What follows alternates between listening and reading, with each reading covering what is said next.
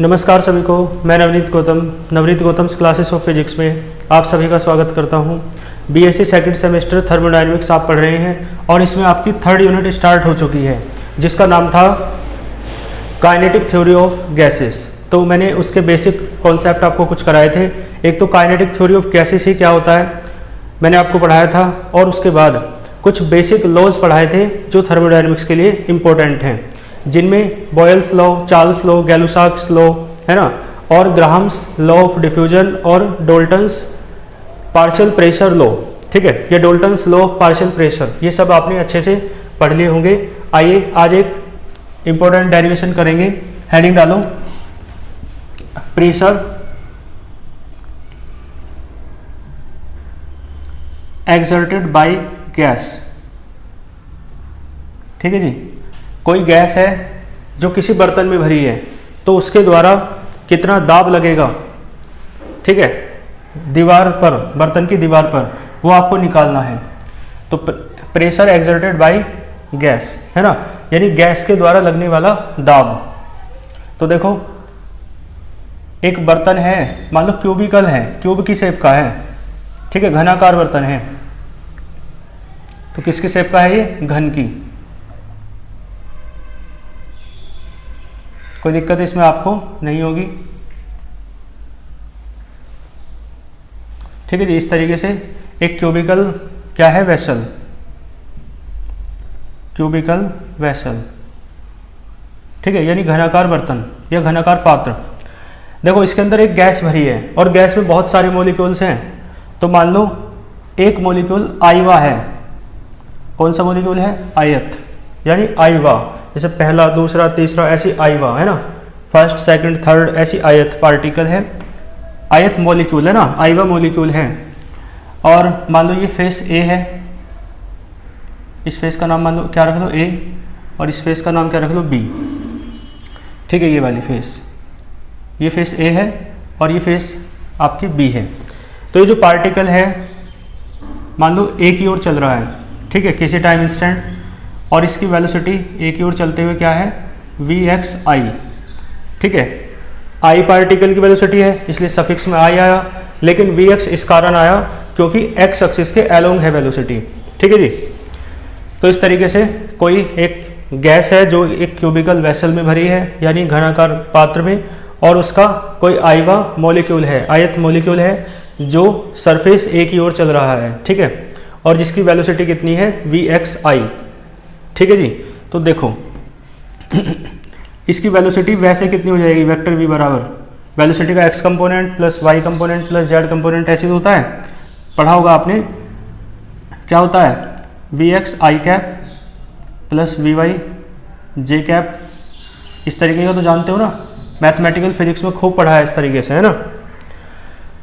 तो देखियो vector v का मॉडुलस निकालोगे तो v आएगा, और क्या आएगा? vx, और i भी पार्टिकल के लिए मान रहे हो आप, ठीक है, तो vi कह दूँ तो सफिक्स में क्या कहोगे? है ना, vxi, viii और vzi। तो यहाँ भी क्या हो जाएगा? vxi का होल स्क्वायर। आपको पता है ना, अंडर रूट r बराबर हो, मत देखो, वेक्टर r बराबर हो एक्स आई कैप प्लस वाई जे कैप प्लस जेड के कैप, तो उसका जो परिमाण है r का, वेक्टर r का, r हो जाएगा, और वो हो जाएगा under root X square plus Y square plus Z square. ठीक है, ये तो मैथमेटिकल फिजिक्स में आपने खूब पढ़ी है इस तरीके की चीज़ें। ठीक है जी। तो देखो ये हो जाएगा वी वाई का स्क्वायर, वी वाई आई का स्क्वायर, और ये प्लस वी जेड आई का स्क्वायर। दोनों तरफ का वर्क करो तो क्या आएगा? वी स्क्वायर बराबर वी एक्स आई का स्क्वायर, वी वाई आई का square plus V Z I का स्क्वायर। कोई दिक्कत तो नहीं है? इसे मान लो समीकरण 1, इसके आगे आपको आवश्यकता पड़ेगी। ठीक है जी, यहाँ तक आपको क्लियर होगा। अब देखो ध्यान दो, मान लो ये जो है आईवा मॉलिक्यूल किससे टकराएगा? सरफेस ए से। तो सरफेस ए से टकराएगा। देखो एक बात और है, इसका जो मास है वो m मान लो। लेट मास ऑफ आयत मॉलिक्यूल, जो आईवा मॉलिक्यूल है इसका मास कितना मान लिया आपने? m मान लिया, और वेलोसिटी तो vx मानी ही है, एक्स एक्सिस के अलोंग, ठीक है। तो पता है क्या हो जाएगा, मैंने कहा ये ए की तरफ चल रहा है तो ए से टकराएगा, है ना, ए से टकराएगा तो मोमेंटम कितना होगा इस पार्टिकल का टकराने से पहले, तो लिख देता हूं मैं मोमेंटम ऑफ पार्टिकल, पार्टिकल नहीं मॉलिक्यूल, ठीक है, मॉलिक्यूल की बात कर रहे हैं, तो मोमेंटम ऑफ मॉलिक्यूल,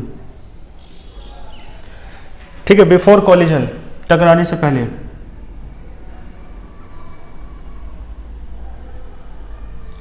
देखो कितना हो जाएगा, ये हो जाएगा, आप जानते हो मोमेंटम क्या होता है, संवेग द्रव्यमान गुना वेग होता है, तो द्रव्यमान तो m मान लिया और वेग vxi, क्योंकि आई एक्सिस के अलोंग चल रहा है ना, एक्स एक्सिस के अलोंग। और देखो टकराने के बाद मोमेंटम कितना हो जाएगा, तो मोमेंटम ऑफ मॉलिक्यूल आफ्टर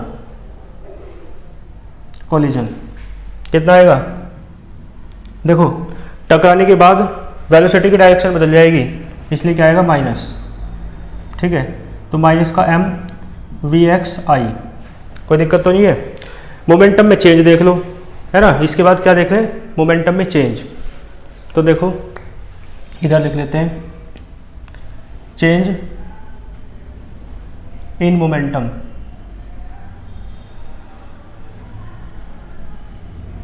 और मोमेंटम में चेंज किसके हो रहा है, ऑफ मॉलिक्यूल, तो change in momentum of molecule, ठीक है जी, मॉलिक्यूल के मोमेंटम में जो चेंज है, ठीक, और कितना हो जाएगा चेंज, आपको पता है, बाद वाले में से पहले वाला घटा दो, भाई पहले कितना था, मतलब अब कितना है चेंज, तभी तो चलेगा, अब कितना है माइनस का m vxi, और पहले कितना था वो घटा दो, पहले वाला m vxi, तो कितना हो जाएगा, ये हो जाएगा 2 माइनस का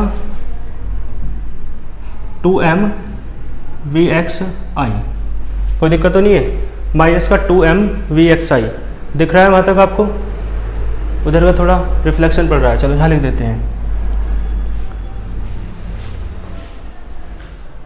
हाँ ठीक है, यहाँ लिख देते हैं, देखो माइनस का m vxi, मैंने कहा बाद वाले में से पहले वाले घटा दो, m vxi घटा लिया, ठीक है, तो ये बचेगा माइनस का 2m vxi, कोई दिक्कत तो नहीं है।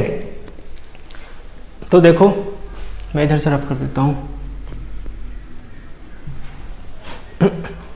अब देखो ध्यान से, ये चेंज इन मोमेंटम है मॉलिक्यूल का, तो कितना आया माइनस का 2m vxi, इससे पता है क्या सिद्ध होता है, इससे एक बात सिद्ध हो जाती है कि ये चेंज जो है डिक्रीमेंट है ना, तो मैं लिख देता हूँ here negative sign shows that, यहाँ पर नेगेटिव साइन क्या दिखाता है, शोज दैट देयर, है ना, इज डिक्रीमेंट, कमी हो रही है इन मोमेंटम, ठीक है, मोमेंटम में किसके, ऑफ मॉलिक्यूल, ठीक है जी, इसका मतलब है नेगेटिव साइन आने का क्या अर्थ है कि मोमेंटम में कमी हो रही है मॉलिक्यूल के, इसमें कोई दिक्कत आपको नहीं होगी। तो मोमेंटम में कमी क्यों हो रही है, क्योंकि टक्कर के बाद ये जो है मॉलिक्यूल अपना जो मोमेंटम है वो किसे ट्रांसफर कर देता है, वॉल को, किसे ट्रांसफर कर देता है, वॉल को, यानी दीवार को, ठीक है जी। तो मैं लिख देता हूं आफ्टर द कोलिजन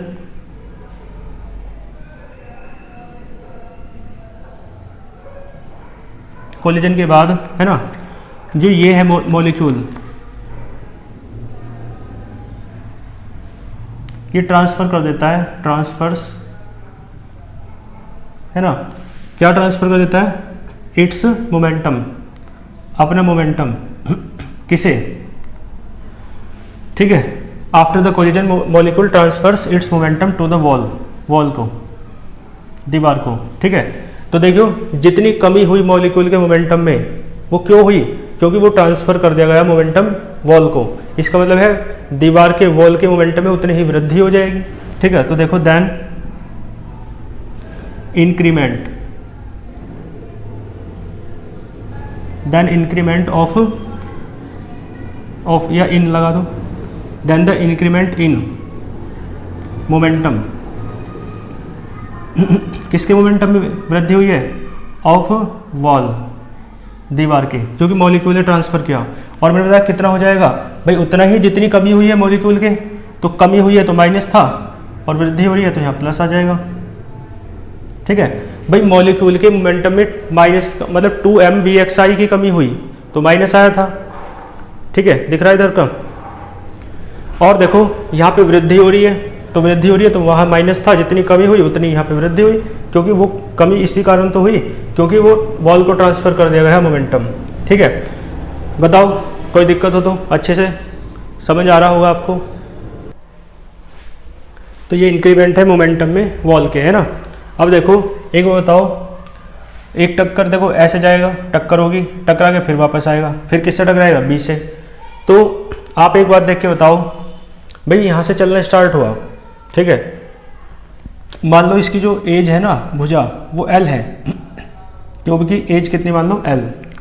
तो देखो यहाँ से चलना स्टार्ट हुआ, यहाँ तक चलेगा, एल डिस्टेंस चलेगा, टकराएगा, फिर वापस जाएगा, फिर इधर टकराएगा। तो इसका मतलब है दो टक्करों के बीच, दो लगातार टक्करों के बीच कितनी डिस्टेंस कवर कर रहा है ये? एल ऐसे और एल ऐसे, 2l। तो एल तो ऐसे जाता है, फिर टकराएगा, फिर वापस जाएगा एल ऐसे। तो दो टक्करों के बीच जो डिस्टेंस है इसकी 2l है। तो आप निकाल दो दो टक्करों के बीच का टाइम। तो मैं कहना चाह रहा हूं time taken by the molecule. ठीक है, मॉलिक्यूल के द्वारा लिया गया समय। ठीक है, और किस के बीच? दो लगातार टक्करों के बीच, तो बिटवीन टू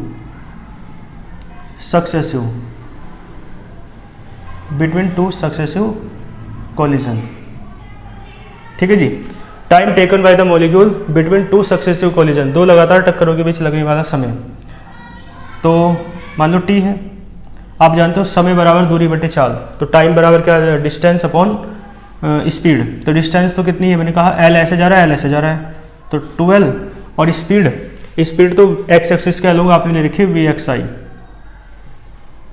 ठीक है जी, कोई दिक्कत तो नहीं है। तो टाइम निकल गया ये दो लगातार टक्करों के बीच का। ठीक है, और टाइम है ये, टाइम का रिवर्स कर देते हैं, रेसिप्रोकल उल्टा कर देते हैं व्युत्क्रम, तो क्या बन जाता है? फ्रीक्वेंसी बन जाती है। फ्रीक्वेंसी यानी एक सेकंड में होने वाली कोलिजन, नंबर ऑफ कोलिजन।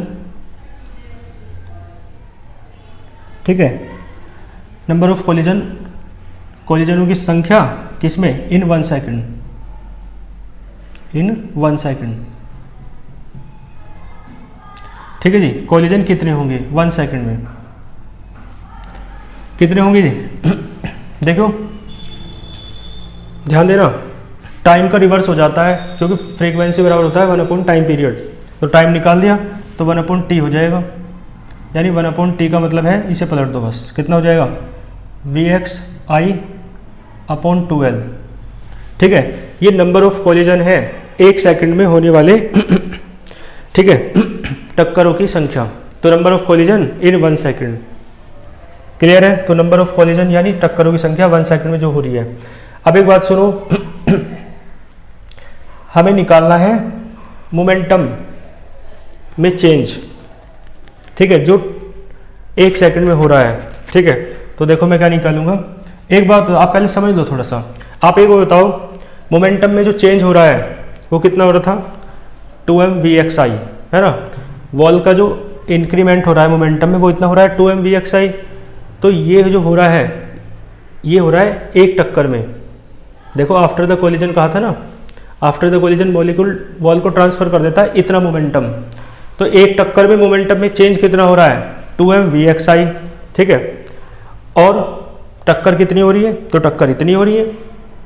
ठीक है, तो एक टक्कर में तो 2mvxi है, तो इतनी टक्करों में कितना हो जाएगा? इतने 2mvxi। तो इन दोनों क्या हो जाएगी? मल्टीप्लाई। ठीक है, तो इसका मतलब है मैं निकालना चाह रहा हूँ नंबर ऑफ कोलिजन, है ना। नंबर ऑफ कोलिजन नहीं, नंबर ऑफ कोलिजन तो निकाल लिया, ये निकालना है मुझे मोमेंटम ट्रांसफर्ड इन 1 सेकंड। ठीक है, क्या निकालेंगे, मोमेंटम या चेंज इन मोमेंटम है ना, मोमेंटम चेंज कह दो चाहे, मोमेंटम चेंज, ठीक है। मोमेंटम में चेंज हो रहा है इन 1 सेकेंड, ठीक है भैया। एक टक्कर में तो मोमेंटम में इतना चेंज हो रहा था 2mvxi। अब 1 सेकंड में टक्कर कितनी हो रही है, तो 1 सेकंड में टक्कर हो रही है इतनी, तो इससे मल्टीप्लाई हो जाएगी, 2 से 2 कैंसिल हो जाएगा, तो कितना आएगा m, 2 से 2 कैंसिल हो गया, चलो ठीक है। तो m अपॉन l आया और इंटू आया vxi का होल स्क्वायर, कोई दिक्कत तो नहीं है। यह है मोमेंटम चेंज या change in momentum in 1 second, ठीक है। यहाँ तक का एक स्क्रीनशॉट ले लो, फिर मैं इधर का साइड का रफ कर देता हूँ, ठीक है। इधर से रफ कर देते हैं, हालांकि मुझे इक्वेशन 1 की जरूरत पड़ेगी, तो ठीक है इक्वेशन 1 छोड़ देते हैं बस। आपने स्क्रीनशॉट ले लिया होगा,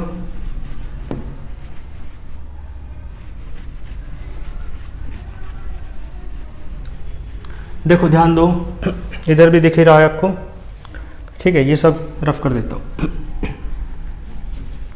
अभी आप एक बात देख के बताओ, आपने मोमेंटम निकाला है change in momentum in 1 second, और 1 सेकंड में जो काम होता है उसे रेट नहीं कहते, ठीक है, उसे क्या कहते हैं, रेट। तो इसका मतलब है आप इसे ऐसे भी लिख सकते हो, rate of change in momentum,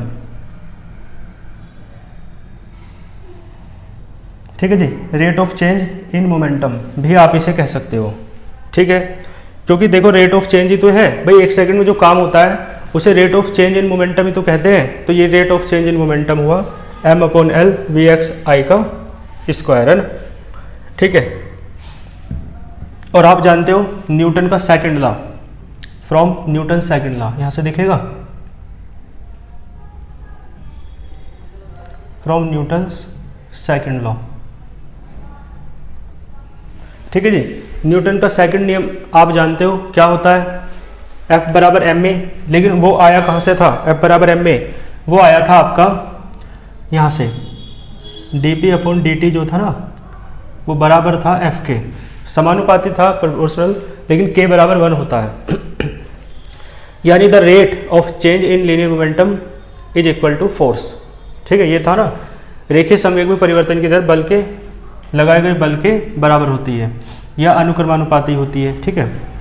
तो देखो यहाँ से dp अपॉन dt क्या है, ये rate of change in momentum है, यही वाला। तो rate of change in momentum है ये, इसका मतलब ये क्या है, dp अपॉन dt, ये जो है। तो आप रख दो वैल्यू, तो क्या आ जाएगा, m अपॉन l vxi का स्क्वायर बराबर क्या होगा, f। ये फोर्स आ गया, कोई दिक्कत तो नहीं है। और फोर्स किस क्या लूँ, x एक्सिस क्या लूँ, क्योंकि हाँ x आ रहा है v के साथ, तो f के साथ भी x लिख लो। आपको निकालना है प्रेशर, तो बस अब तो कोई बड़ी बात नहीं है। प्रेशर का फॉर्मूला होता है फोर्स अपॉन एरिया, दाब बराबर बल बटे क्षेत्रफल। तो इसलिए यहाँ तक ये सब चीज़ें इसलिए की, कारण समझ में आया। तो देन अब आप निकाल लो प्रेशर, लेकिन प्रेशर पहले आप एक्स एक्सिस के लोग निकाल लो, जो किस पर लग रहा है, वॉल ए पर। तो प्रेशर ऑन वॉल ए, ठीक है। और किसके द्वारा, बाय गैस मॉलिक्यूल। अभी ए की मॉलिक्यूल की बात करें, पूरी गैस के द्वारा लगने वाला प्रेशर नहीं निकाल रहे। तो पी एक्स बराबर क्या हो जाएगा, एफ एक्स अपॉन एरिया, ठीक है। और एफ एक्स ये रहा, कितना है, एम वी एक्स का स्क्वायर अपॉन में एल है, और एरिया भी होता है एल स्क्वायर, ठीक है भाई। घन है ये, क्यूब है, तो क्यूब का एरिया एल स्क्वायर हो जाएगा, ठीक है। क्लियर है, साइड में लिख सकते हो, चूंकि ए बराबर क्या हो जाएगा, एल स्क्वायर। तो देखो कितना आया। इसके बाद यहाँ देख लो नीचे, ये बीच में जरूरत पड़ेगी भी इसकी। तो पी एक्स बराबर क्या आया, ये आया एम, है ना, वी एक्स का स्क्वायर है, वी एक्स आई का, और ये हो जाएगा एल क्यूब, ठीक है। क्या बन जाएगा, एल क्यूब। और आप जानते हो एल क्यूब क्या होता है, वॉल्यूम। एल क्यूब क्या है, वॉल्यूम। तो पी एक्स बराबर हो जाएगा एम वी एक्स आई का स्क्वायर है और अपॉन में वी हो जाएगा, ठीक है, यानी वॉल्यूम। क्लियर है। तो ये पता क्या निकाला आपने, ये प्रेशर निकल गया एलोंग एक्स एक्सिस, ठीक है, या pressure on the wall A by gas molecule, ठीक है। यहाँ से देखो, इसके बाद यहाँ तक का भी एक स्क्रीनशॉट ले लो, उधर का मैं रफ करता हूँ।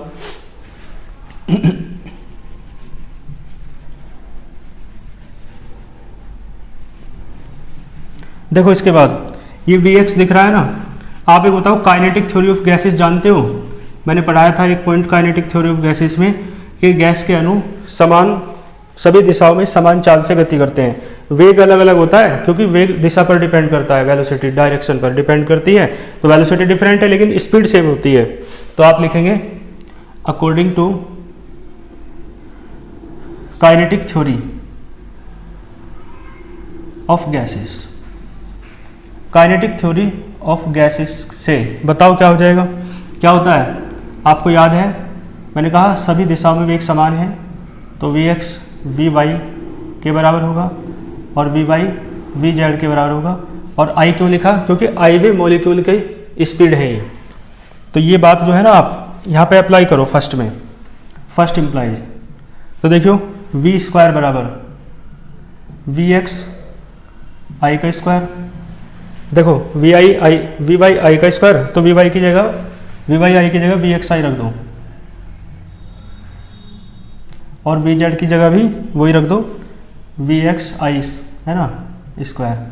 तो ये हो जाएगा 3 वी एक्स आई का स्क्वायर। तो देखो वी एक्स आई का स्क्वायर कितना आएगा, तो ये आ जाएगा वी एक्स आई का स्क्वायर जो आएगा आपका 1/3, यहाँ वी आई कर लो, वी आई का स्क्वायर, ठीक है, यहाँ वी आई कर लो, कर लेना वहाँ पे, ठीक है जी। तो वी एक्स आई स्क्वायर का जो मान है यहाँ पे पुट कर दो, ठीक है जी। सो पी एक्स कितना हो जाएगा, ठीक है, चाहो तो इसे इक्वेशन मान लो कोई सी, शायद सेकंड है, ठीक है, तो सेकंड इम्प्लाइज कर दो, ऐसे कह लो चाहे। तो पी एक्स कितना हो जाएगा, एम अपॉन वी है और वी एक्स आई का स्क्वायर की वैल्यू है 1/3 वी आई स्क्वायर, कोई दिक्कत तो नहीं है। तो पी एक्स आ गया आपका 1/3 एम अपॉन वी आई का स्क्वायर, ठीक है जी। ये प्रेशर है केवल आई वे मॉलिक्यूल के द्वारा और वो भी वॉल ए पर, यानी प्रेशर एलोंग एक्स एक्सिस है ये, ठीक है, pressure of ith molecule along x axis. लेकिन पूरी गैस का प्रेशर निकालना है तो मान लो पूरी, देखो अब ये पी एक्स नहीं रहेगा, क्यों, क्योंकि देखो पी एक्स तब तक था ये जब तक वी एक्स था, तो अब इसे पी से लिख लो क्योंकि वी आई आ गया ना।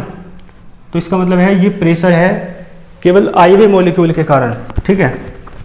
अब एलोंग एक्स एक्सिस नहीं रहा, कहीं भी हो सकता है, लेकिन ये एक मॉलिक्यूल के कारण है, केवल आई वे मॉलिक्यूल के कारण, और हमें निकालना है पूरी गैस के कारण, है ना।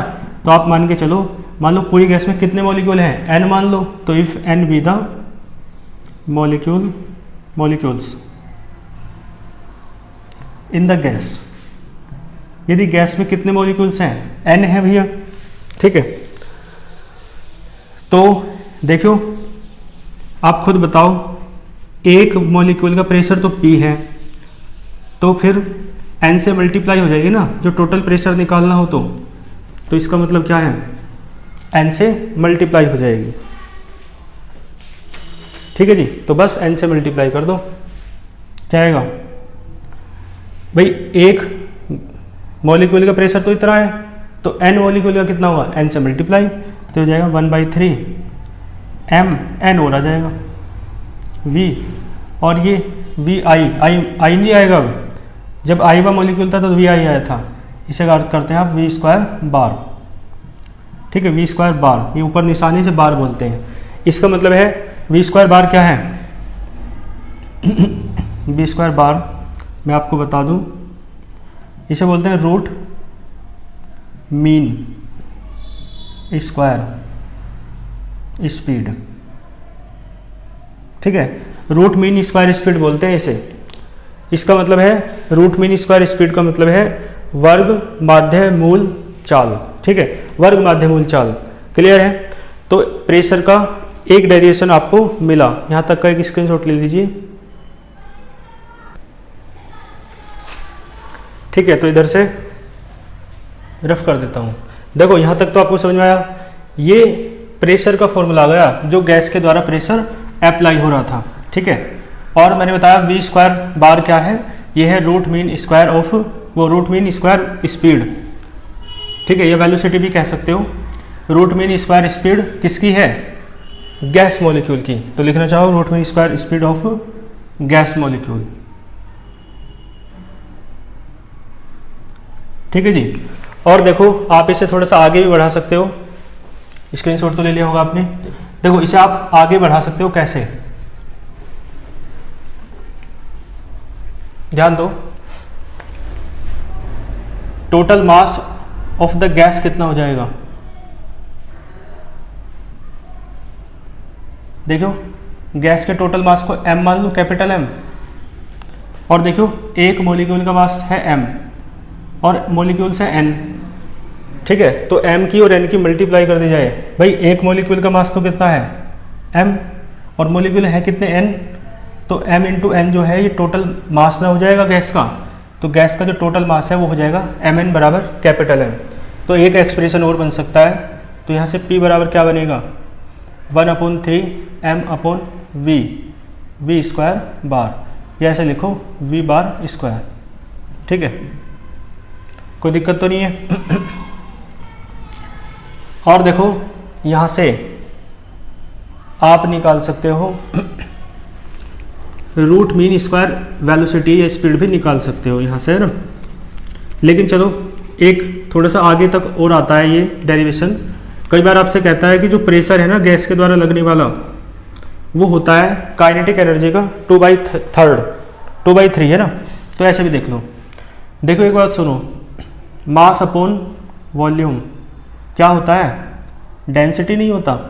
क्या होता है? डेंसिटी। जो होता है डेंसिटी ऑफ गैस, क्योंकि गैस का मास लिया, गैस का ही वॉल्यूम लिया, तो ये डेंसिटी बन जाएगी किसकी? गैस की। तो P बराबर एक एक्सप्रेशन और बनेगा 1/3 रो v बार स्क्वायर या v स्क्वायर बार, जो भी। ठीक है, ये भी एक्सप्रेशन बन जाता है। और देखो इसे आप ऐसे भी लिख सकते हो आगे इसे लिख लो 2/3 और इसे कर लो 1/2 रो v बार स्क्वायर, है ना। क्लियर है? क्या करा भाई? 2 से मल्टीप्लाई किया, 2 से डिवाइड कर दिया। और एक बात सुनो, आप जानते हो हाफ mv स्क्वायर क्या होता है? काइनेटिक एनर्जी होती है नहीं, लेकिन ये है हाफ रो v स्क्वायर, यानी m की जगह, देखो m की जगह अपॉन में वॉल्यूम आया तभी तो रो बना। ठीक है ना, m की जगह m/v है। इसका मतलब ये भी काइनेटिक एनर्जी है, लेकिन यूनिट वॉल्यूम की, क्योंकि अपॉन में वॉल्यूम आ जाए तो यूनिट वॉल्यूम उसे मानना पड़ेगा। तो इसे कहेंगे kinetic energy of unit volume, यानी एकांक आयतन की गतिज ऊर्जा। तो चाहो तो कहीं आपको E लिखा हुआ मिल सकता है, ये सारा, कहीं आपको K लिखा हुआ मिल सकता है। ठीक है, कहीं क्या मिल सकता है? E, और कहीं क्या मिल सकता है? K। जो भी E ज़्यादा लिखा हुआ मिलता है, तो मान लो ये E है, यानी kinetic energy of unit volume. तो P बराबर हो जाएगा 2/3 E। ठीक है, और E क्या है मैंने बताया। तो आपसे इतना प्रूफ करने के लिए देता है, हैंस करके लिख देना। जो हैंस करके लिखवा रहा हूँ ब्लैक पेन से लिखना, वही क्वेश्चन बन जाता है बहुत बार। क्या कहता है? Hence the pressure exerted by gas is 2/3।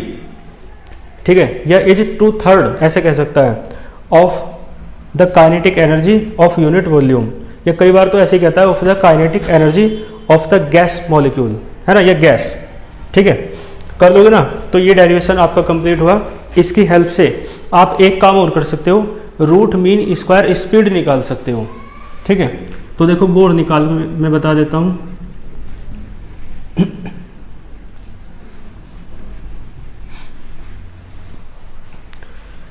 क्या निकाल सकते हो, रूट मीन स्क्वायर स्पीड या velocity, root mean square velocity, ठीक है, या स्पीड, जो भी। देखो यहाँ से उठा लो ये वाला, दो इक्वेशन मान ली थी ना, ये थर्ड मान लो, थर्ड उठा लो बस। तो आप जानते हो लिखना, we know that pressure exerted by gas,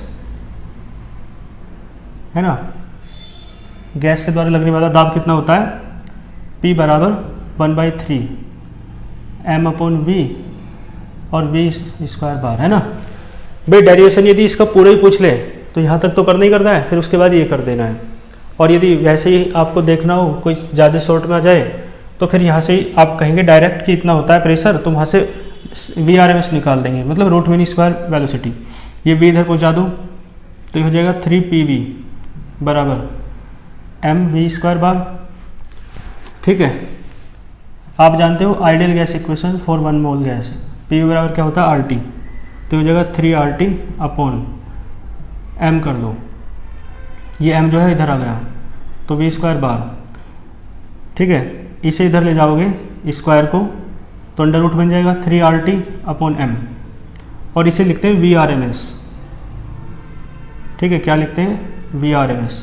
R का मतलब रूट, M का मतलब मीन और S का मतलब स्क्वायर, तो ये है रूट मीन स्क्वायर, V का मतलब वेलोसिटी या स्पीड, जो भी है ना।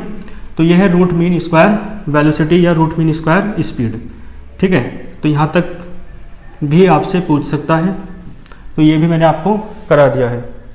और देखो यहाँ से क्या निष्कर्ष निकल रहा है, VRMS किसके डायरेक्टली प्रोपोर्शनल है, अंडर रूट T के, क्योंकि देख लो आप 3R और M तीनों क्या है, कॉन्स्टेंट्स हैं, तो इसका मतलब है ये तो कांस्टेंट हुए, तो अंडर रूट T के डायरेक्टली प्रोपोर्शनल होगा VRMS।